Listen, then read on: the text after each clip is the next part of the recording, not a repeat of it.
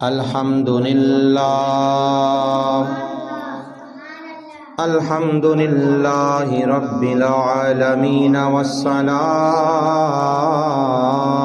والسلام على خاتم النبيين أما بعد فأعوذ بالله من الشيطان الرجيم بسم الله الرحمن الرحيم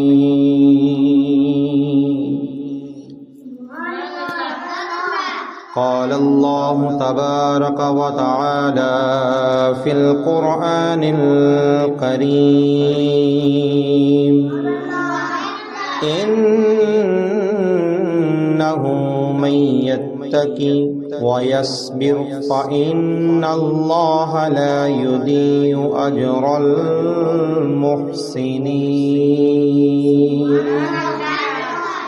أما بعد فأعوذ بالله من الشيطان الرجيم بسم الله الرحمن الرحيم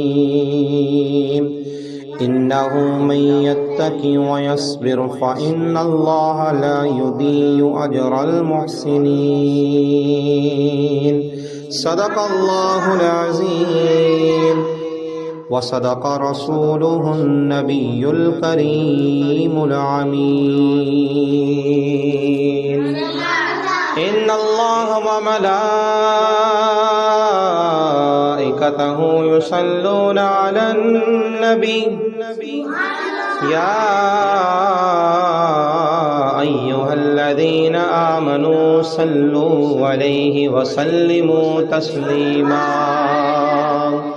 اللهم صل على سيدنا محمد وعلى آل سيدنا محمد وبارك وسلم الصلاة والسلام عليك يا سيدي يا رسول الله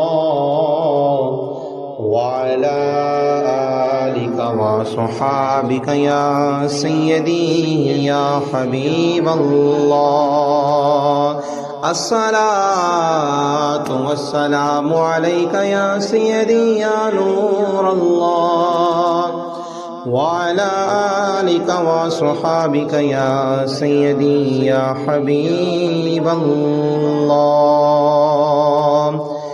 دعائیں ہوتی ہیں مقبول اس وسیلے سے خدا کی خاص عنایت درود پاک سے ہے غم جہاں سے کبھی سابقہ نہیں پڑتا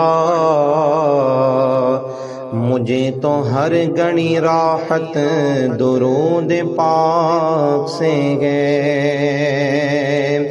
من صلی علی محمد طہر قلبہ من النفاق کما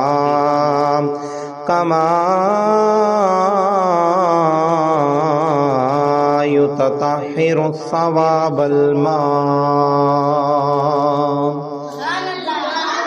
جو محمد صلی اللہ علیہ وسلم پر درود پاک پڑھے اس کا دل منافقت سے ایسا پاک ہو جائے گا جیسے کپڑا پانی سے پاک ہو جاتا ہے مل کر پڑھیے اللہم صلی علی سیدنا محمد وعلی آل سیدنا محمد وبارک وسلم الصلاة والسلام علیک یا سیدی یا رسول اللہ آلک وصحابک یا سیدی یا رحمتا للعالمین بعد از حمد و ثنا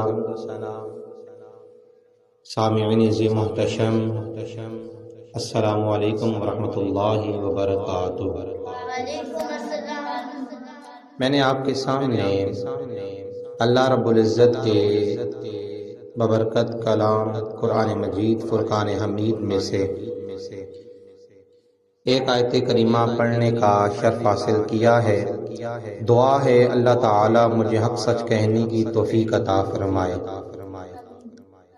سورہ یوسف ہے، پارہ نمبر 13 ہے، آیت نمبر 90 ہے۔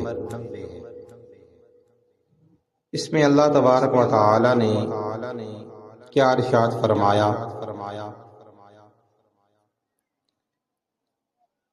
سب سے پہلے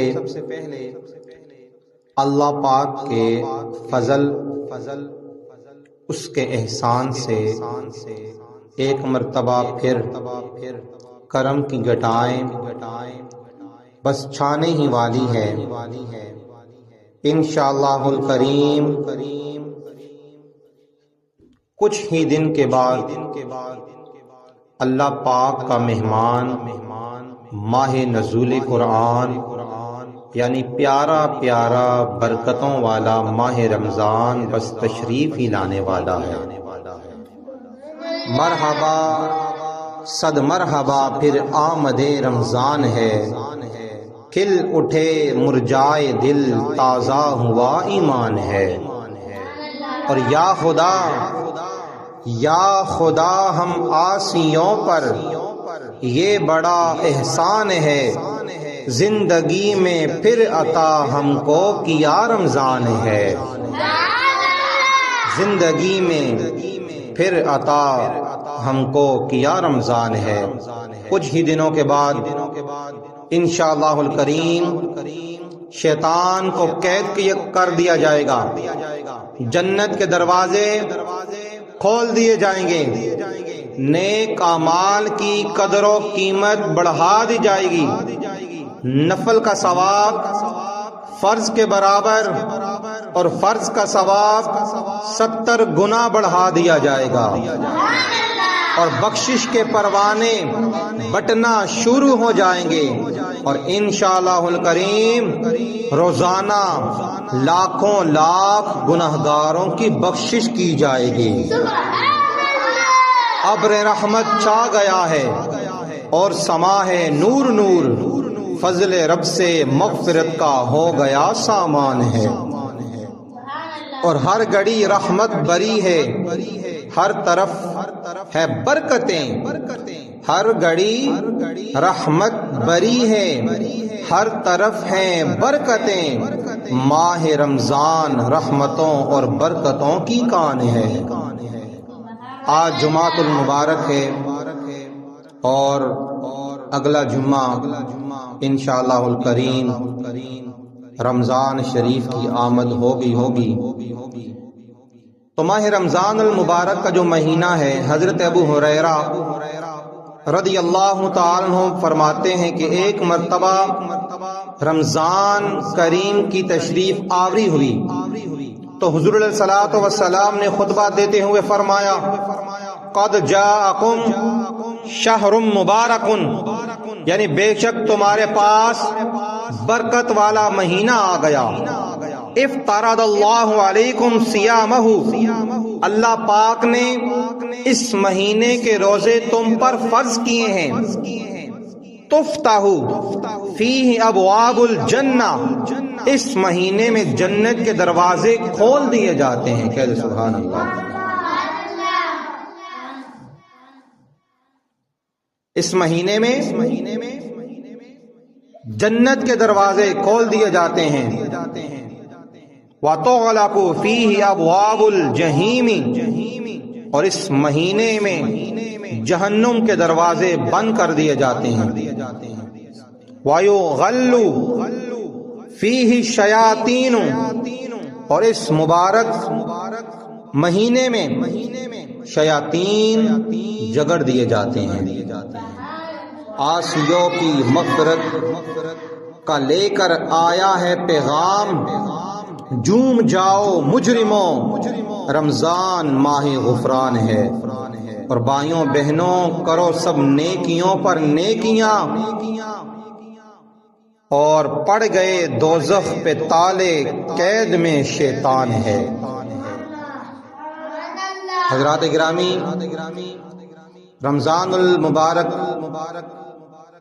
وہ عظمت و برکت والا مہینہ آ رہا ہے کہ جس ماہ رمضان کے ہر دن اور ہر رات اللہ تبارک و تعالی یہ اعلان کرتا رہتا ہے.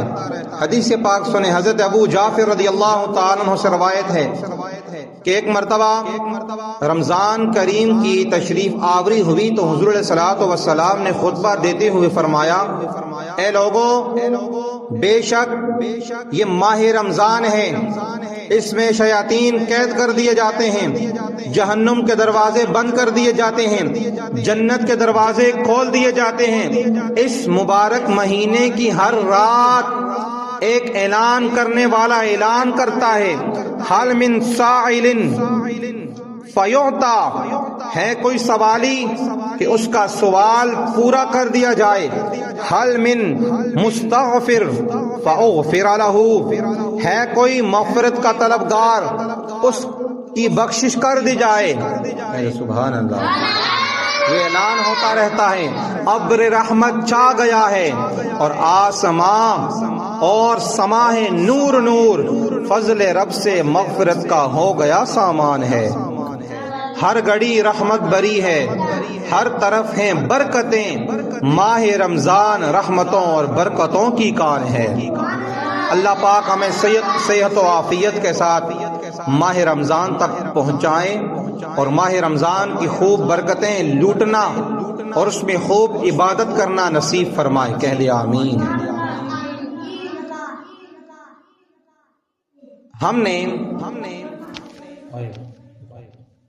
ہم نے ماہ رمضان المبارک کیسے گزارنا ہے؟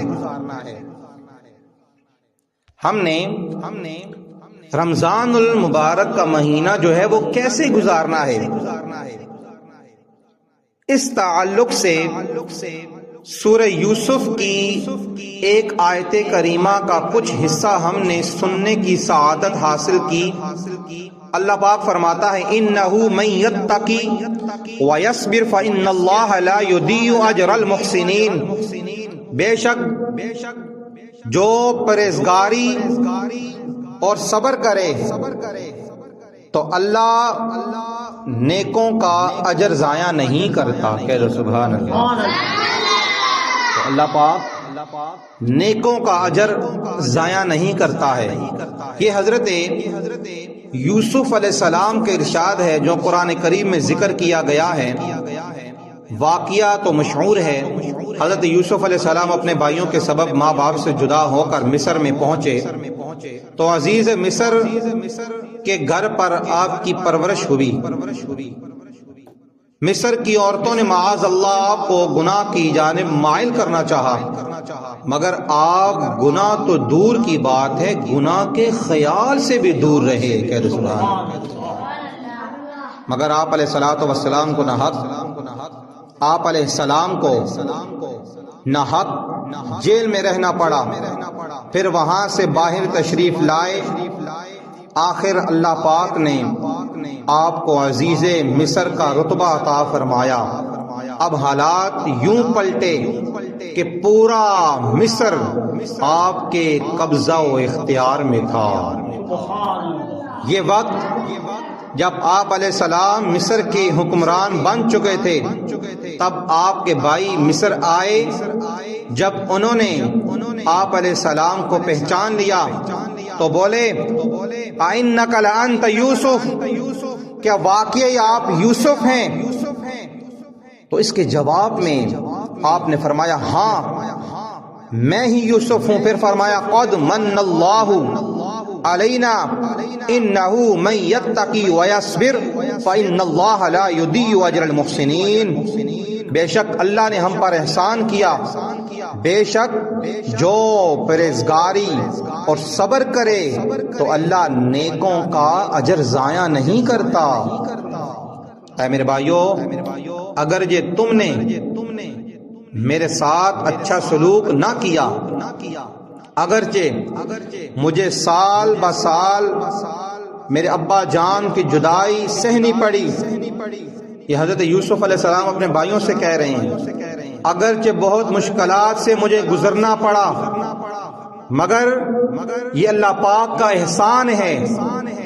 اے میرے بھائیو، جان لو جو بندہ تقوی اختیار کرتا ہے، صبر کر لیتا ہے، اللہ پاک ایسے نیکوں کا اجر ضائع نہیں فرماتا اور اسے ہر میدان میں مقاصد کے حصول میں، دنیا و آخرت میں ترقی و کامیابی سے، عروج سے نوازتا ہے۔ ماہ رمضان اور حضرت یوسف علیہ السلام کا، ان دونوں کا آپس میں کیا تعلق ہے؟ ہم نے حضرت یوسف علیہ السلام کی کامیابی کا ایک راز سنا۔ یہاں ایک بہت پیاری بات بھی ہے کہ علماء اکرام فرماتے ہیں کہ 12 مہینے جو ہیں ان کی مثال حضرت یعقوب علیہ السلام کے 12 بیٹوں یعنی حضرت یوسف علیہ السلام اور ان کے 11 بھائیوں جیسی ہے۔ فرماتے ہیں کہ وَشَهْرُ رَمَضَانَ بَيْنَ الشُّهُورِ كَيُوسُفَ بَيْنَ إِخْوَاتِهِ، اور مہینوں میں رمضان کی مثال ایسے ہی ہے جیسے حضرت یوسف علیہ السلام اپنے بھائیوں کے درمیان۔ کما ان یوسف احب الاولاد الى یعقوب كذلك رمضان احب الشهور الى علم الغیوب اللہ من غیوب۔ جیسے حضرت یوسف علیہ السلام اپنے والد کے سب سے عزیز اور پیارے بیٹے ہیں، ایسے ہی تمام مہینوں میں رمضان الکریم اللہ پاک کا سب سے پسندیدہ اور پیارا مہینہ ہے۔ علماء اکرام فرماتے ہیں کہ جیسے حضرت یوسف علیہ السلام انتہائی رحملو، بہت معاف کرنے والے، بہت حلم کرنے والے، بہت رحم فرمانے والے تھے، آپ نے اپنے بھائیوں کو یک زبان معاف فرما دیا اور کوئی بھی سزا نہ دی۔ یوں ہی ماہ رمضان بھی، اس کی بھی یہی شان ہے۔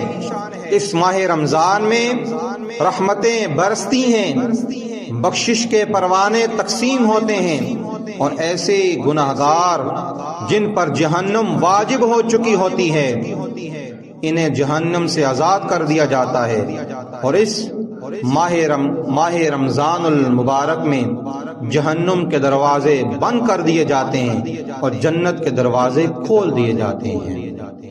اور اس ماہ مبارک سے 11 ماہ میں کیے ہوئے جو گناہ ہوتے ہیں وہ اللہ تعالی معاف فرما دیتا ہے۔ اور تقوی اور صبر کیا ہے؟ ماہ رمضان تقوی حاصل کرنے کا بہترین ذریعہ ہے۔ اللہ پاک فرماتا ہے یا ایھا الذین آمنوا کتب علیکم الصیام کما کتب علی الذین من قبلکم لعلکم تتقون۔ پارہ نمبر 2 ہے سورہ بقرہ کی 183 نمبر آیت۔ اللہ تبارک و تعالی نے فرمایا اے ایمان والو، تم پر روزے فرض کیے گئے جیسے تم سے پہلے لوگوں پر فرض کیے گئے تھے تاکہ تم پرہیزگار بن جاؤ۔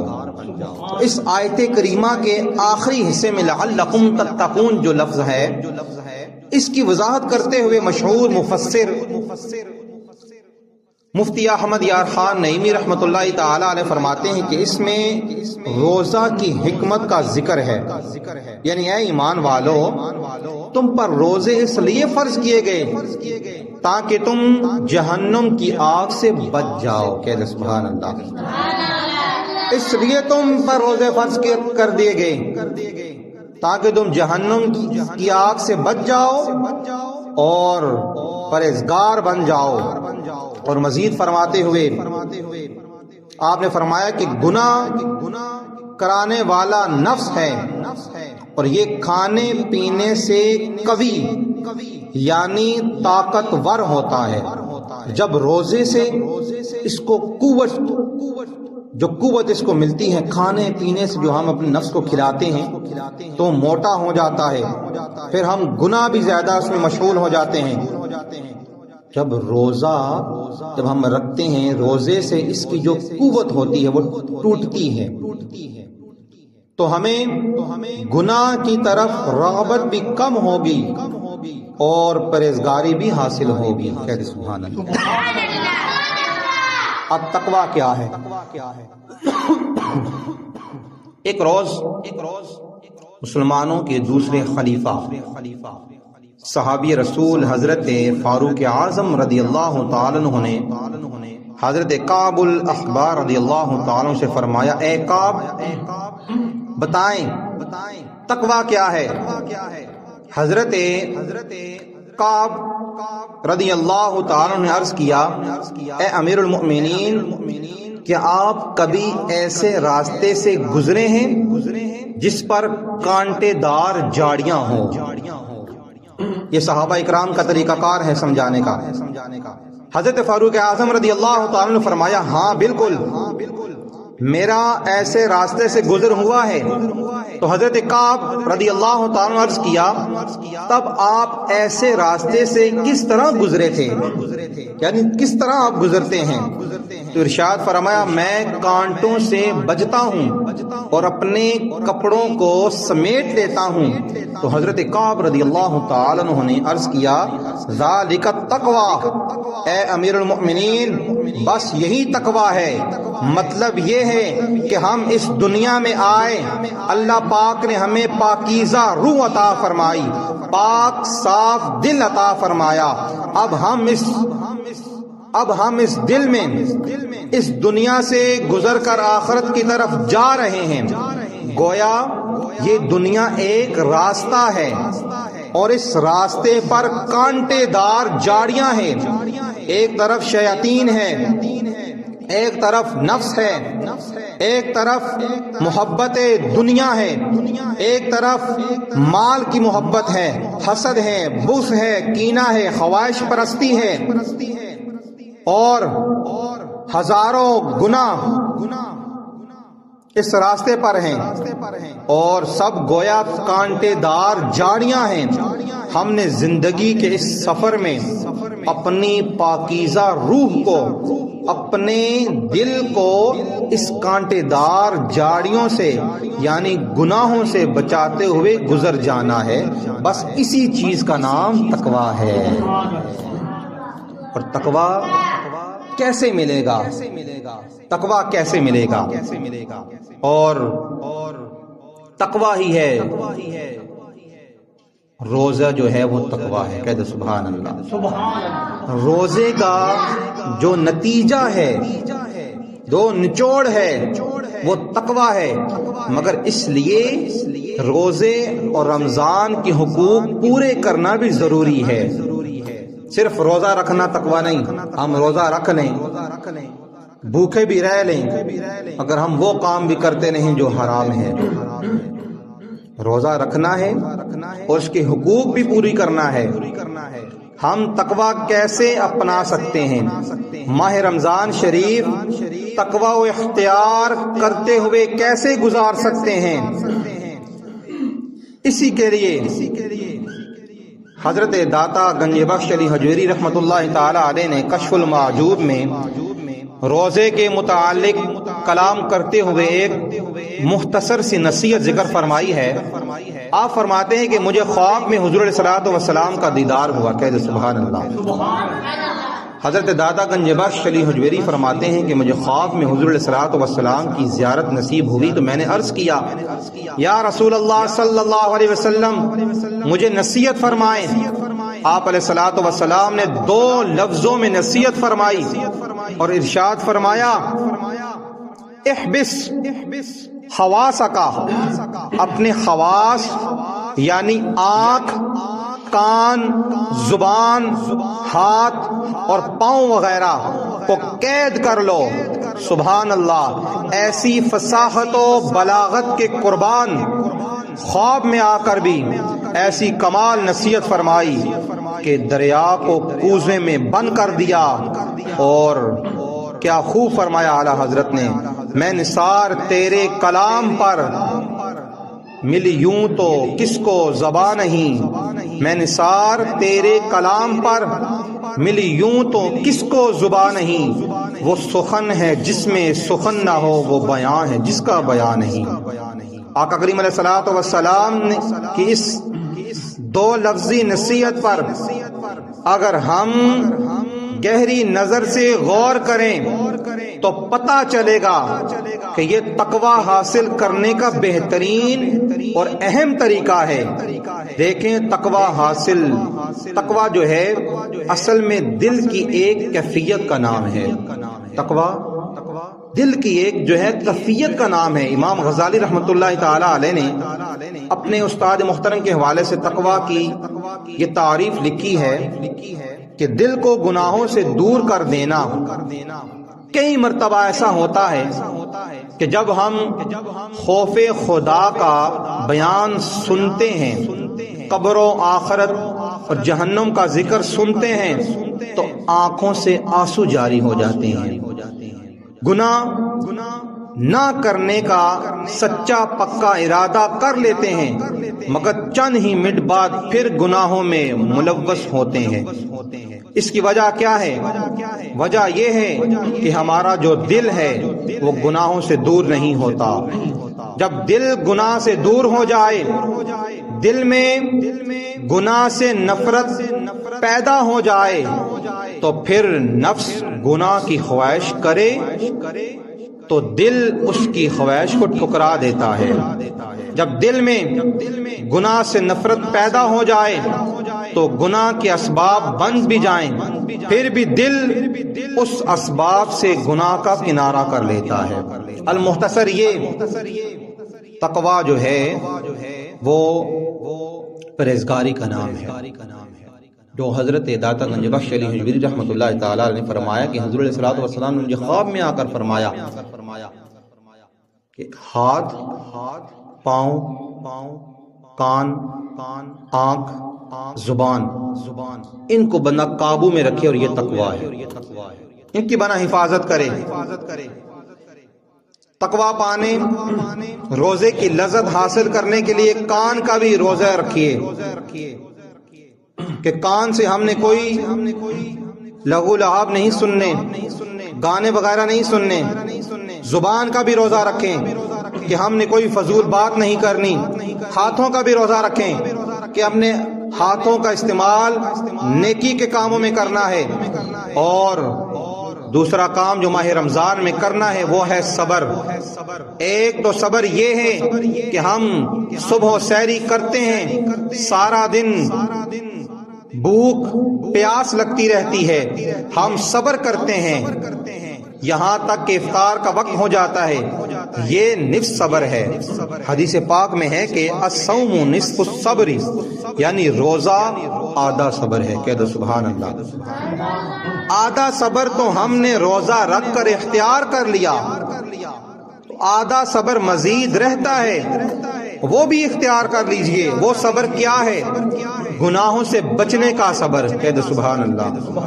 نیکیاں کرتے رہنے کا صبر، مشکلات پر صبر، اور یہ تین طرح کے صبر مزید اپنا لیجئے۔ صبر پورا ہو جائے گا، جب صبر پورا ہو جائے گا تو انشاءاللہ الکریم ماہ رمضان کا کامیابی کے ساتھ گزارنا نصیب ہو جائے گا۔ دعا ہے اللہ تبارک و تعالی رمضان شریف کی آمد ہے تو اللہ تعالی ہمیں خلوص نیت کے ساتھ، محبت کے ساتھ ماہ رمضان کا ادب احترام کرنے کی توفیق عطا فرمائے۔ اور جیسے میں نے شروع میں ذکر کیا کہ ماہ رمضان جب شروع ہوتا ہے تو اس میں اللہ تبارک و تعالی نیکیوں کو بھی بڑھا دیتا ہے۔ جب نفل پڑھتا ہے تو اللہ تبارک و تعالی سنت کا ثواب عطا فرماتا ہے۔ جب سنت پڑھتا ہے اللہ تعالی فرض کا ثواب عطا فرماتا ہے، اور جب بندہ فرض پڑھتا ہے تو اللہ تبارک و تعالی دگنا ثواب عطا فرماتا ہے۔ تو ہر چیز کا جو عبادت کا ثواب ہے وہ اللہ تعالی اس مہینے میں ڈبل کر دیتا ہے۔